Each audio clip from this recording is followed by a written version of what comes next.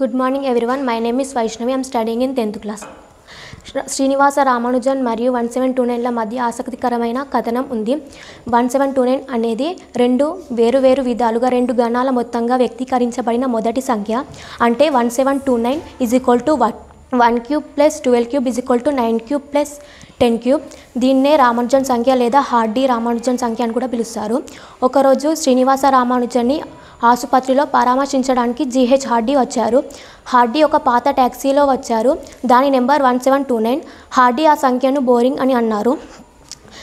అయితే వెంటనే శ్రీనివాస రామానుజన్ ఆ సంఖ్య యొక్క ప్రత్యేకతను వివరించారు. అది రెండు విభిన్న మార్గాల్లో రెండు గణాల మొత్తంగా వ్యక్తీకరించబడిన మొదటి సంఖ్య అని చెప్పారు.